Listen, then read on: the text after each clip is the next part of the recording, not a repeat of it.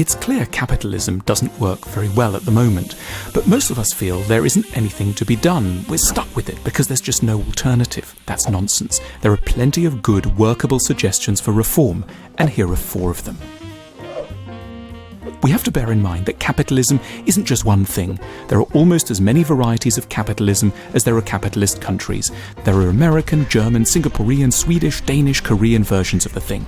The differences include the size of the welfare state, from around 10% of GDP in Korea to over 30% in Finland. The importance of state-owned enterprises, producing less than 1% of GDP in the US, but 22% of GDP in Singapore.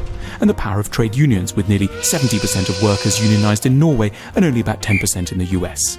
Capitalism has got dials, and we can adjust them. Think that Sweden, that supposedly high-tax addicted country, only introduced income tax in 1932, 2 decades after the US, and nearly a century after Britain. Or remember that the US, that pro-rich place today, had a top income tax rate of 91% between 1950 and 1963, and it didn't do them much harm at all. So we don't have to chuck capitalism in the bin. The trick is to tweak and reform it in intelligent ways. When people hear of options to adjust capitalism for the benefit of all, they tend to think, that sounds beautiful, but in the end, the freest variety that you find in the US will ultimately outcompete the others because it's just superior. The argument goes like this: the US variety maximizes growth by minimizing the constraints on wealth creation, which creates higher inequality, but in the end makes everyone better off in absolute terms than under a more equal but less dynamic system. But if you look at facts, it's overwhelmingly not true that the freer varieties of capitalism grow faster. From 1955 to 1980, the time when regulations were much stricter, the world economy grew 2.6% per year. For the next 30 years, the heyday of neoliberal economics, it grew at only 1.3%. In its miracle growth periods between 1958 and 1982, Japan, Korea and Taiwan had governments hell-bent on dictating business activities, and it worked rather well for them. Contrary to the popular belief that a large welfare state is bad for economic growth, Finland, with a welfare state 1.5 times bigger than that of the US, 30% of GDP as against a 20, has grown faster than the US, with an average annual per capita income growth rate of 2.7% for the last 40 years, against 2% in the US. A well-designed welfare state with integral retraining and redeployment programs promotes rather than deters growth. Importantly, when people feel secure, they take risks, which is the lifeblood of capitalism. Secure people dare, as the old slogan of the Swedish Social Democratic Party used to go.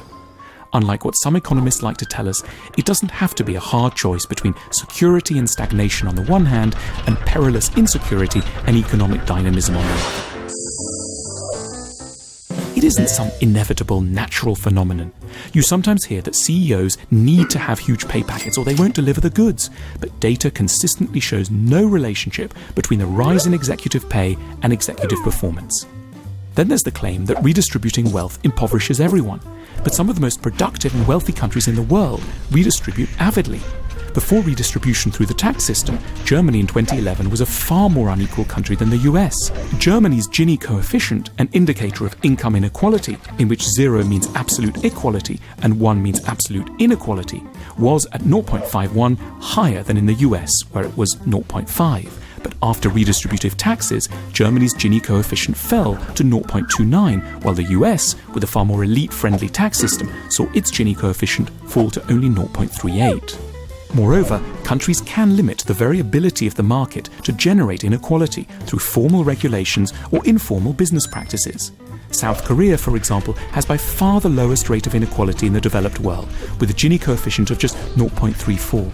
But this didn't come about by magic, rather because the country has lots of regulations, protecting some pretty nice things like organic farms and small shops, especially bakeries and bookshops. And it has laws that keep CEO compensation low by international standards. All this preventing the full manifestation of the inequalizing tendencies of an unfettered market. In other words, inequality is not the result of uncontrollable forces like technology or international trade. There are a lot of tools that a society can use in order to reduce it, and a lot of the wealthiest and most dynamic countries are using them very wisely indeed already.